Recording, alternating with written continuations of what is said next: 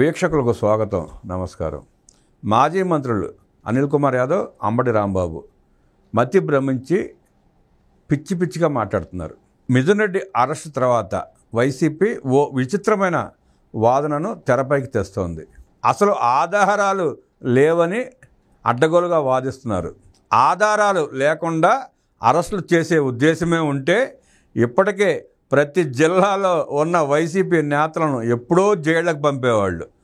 అసలు మీ ఇద్దరు బయట ఉండేవాళ్ళ, బయటకు వచ్చి ప్రెస్ మీట్లు పెట్టగలిగే స్థాయిలో ఉండేవాళ్ళ. మా హయాంలో మద్యం షాపులు తగ్గాయి, మీ హయాంలో పెరిగాయి, మా ప్రభుత్వంలో మద్యం వినియోగం తగ్గింది, మీ హయాంలో వినియోగం ఎక్కువగా ఉందంటూ ఏదేదో మతి భ్రమించి కామెంట్లు చేస్తున్నారు. వీటన్నిటికంటే ముందు వైసీపీ నేతలు ఓ ప్రశ్నకు సమాధానం చెప్పగలరా? మద్య నిషేధం చేస్తామన్న వైసీపీ అధికారంలోకి వచ్చాక ఎందుకు మద్య నిషేధం విధించలేదు? దశల వారీగా మద్య నిషేధం చేస్తామని చెప్పిన నాటి వైసీపీ ప్రభుత్వం ఆ సంగతి ఎందుకు మరిచింది? మరిచిపోవడానికి గుర్తు లేదని అనడానికో ఇదేమి చిన్న చితక హామీ కాదు కదా. మద్య నిషేధం చేశాకే మళ్ళీ ఓట్లు అడుగుతా అని ఒట్టేసి చెప్పాడు. ఇంత పెద్ద హామీని ఎలా పక్కన పెట్టేశాడు జగన్ రెడ్డి? మద్య నిషేధం చేస్తామని చెప్పి ప్రైవేటు షాపులను నిషేధించి ప్రభుత్వ దుకాణాలు ఎందుకు తెరిచారు? విచిత్రం ఏంటంటే ఇప్పటి వరకు సిట్ గుర్తించిన దాని ప్రకారం చూస్తే ఇప్పటి వరకు 10 కంపెనీల ద్వారా అక్రమ లావాదేవీలు జరిగాయని గుర్తించారు. ఇంకా ఎన్ని బినామీ కంపెనీలు, ఎన్ని డొల్ల కంపెనీలు ఉన్నాయో చూడాలి. ఆ 10లో 8 డిస్టిలరీలు ఉన్నాయి. 1 లాజిస్టిక్స్ సేవలు అందించేవి, ఇంకోటి డిజిటల్ సేవలు అందించేవి ఉన్నాయి. విచిత్రం ఏమిటంటే ఇవన్నీ వైసీపీ అధికారం చేపట్టిన తర్వాత పుట్టిన కంపెనీలే. అంటే 2019 తర్వాత పుట్టిన కంపెనీలే. వీటికి ఎలాంటి అనుభవం లేకుండా భారీ ఎత్తున మద్యం సరఫరా ఆర్డర్లు ఇచ్చేశారు. పోనీ వీటికి ఊరు పేరు ఉందా అంటే అదీ లేదు. వెబ్సైట్లలో కూడా ఆ కంపెనీ పేర్లు కనిపించడం లేదు. కానీ ఆర్ఓసీలో మాత్రం ఆ కంపెనీ పేర్లు కనిపిస్తున్నాయి. ఇవన్నీ షెల్ కంపెనీలు లేదా బినామీ కంపెనీలే. వీటిలో 5 సంస్థలు ఏపీలో పెట్టారు. మద్య నిషేధం అమలు చేస్తామని చెప్పిన పార్టీ అధికారంలోకి వస్తే ఆ రాష్ట్రంలో మద్యం ఉత్పత్తి చేసే కంపెనీలు పెడతారా? సహజంగా నికాసైన వ్యాపారం చేసేవారైతే ఆ పని చేయరు.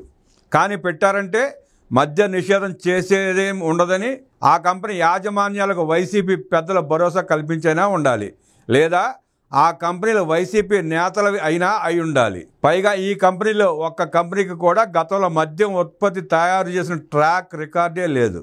ట్రాక్ రికార్డు ఉన్న సంస్థలు నాసిరకం మద్యాన్ని తయారు చేయవు. కానీ కాసుల కోసం కక్కుర్తిపడి నాసిరకం ఉత్పత్తి చేసేందుకు బినామీ కంపెనీలు పెట్టించారు. ప్రజల ప్రాణాలను బలిగొన్నారు. ఇదిగో చూడండి ఆ కంపెనీల వివరాలు. అవి ఎప్పుడు స్థాపించాయన వివరాలు కూడా వెనకాల పట్టికలో పొందుపరిచాం. అంబటి రాంబాబు పిచ్చి పిచ్చిగా మాట్లాడుతున్నాడు. పెద్దిరెడ్డికి చంద్రబాబు గారికి పడదట. కాలేజీ రోజుల నుంచి వారి మధ్య వైరం ఉందట. అందుకనే పెద్దిరెడ్డి కుటుంబాన్ని ప్రభుత్వం ఇబ్బంది పెడుతోందట. నాయనా అంబటి, చంద్రబాబు గారు ఏమైనా తొలిసారి సీఎం అయ్యారనుకున్నావా? ఆయన 4వ ముఖ్యమంత్రి అయ్యారు. పెద్దిరెడ్డి కుటుంబం మీద కక్ష సాధించాలని ఆయన అనుకుంటే గతంలో 3 సార్లు సీఎం అయినప్పుడే కక్ష తీర్చుకునేవారు కదా. మాట్లాడటానికి బుర్ర ఉందా? కక్ష సాధించుకునే వ్యక్తి చంద్రబాబు నాయుడు అయితే పెద్దిరెడ్డి రామచంద్రారెడ్డి రాజకీయాలు చేయగలిగేవాడా? కాలేజీ రోజుల నుంచి చంద్రబాబుకు పెద్దిరెడ్డి ప్రత్యర్థట. అందుకే 45 ఏళ్ల తర్వాత కక్ష పెట్టుకుని ఆ కుటుంబాన్ని టార్గెట్ చేశారట. ఇలాంటి మాటలు మాట్లాడటానికి కనీసం సిగ్గు అనిపించడం లేదా అంబటి రాంబాబు? చంద్రబాబే రాజకీయ కక్షలకు వెళితే అసలు పెద్దిరెడ్డి కుటుంబం ఇప్పుడు రాజకీయాలు ఉండేదే కాదు. ఆ విషయాన్ని గుర్తుపెట్టుకుంటే నీలాంటి మరుగుజ్జులకు మంచిది. ప్రస్తుతం ఈ మద్యం స్కామ్ వ్యవహారం ఎక్కడికి దారి తీస్తుందో తెలియక వైసీపీ నేతలకు చెమటలు పడుతున్నాయి. దీంతో ఏం చేయాలో దిక్కుతోచక కళ్ళు బయర్లు కమ్మి ఏదేదో మాట్లాడుతున్నారు.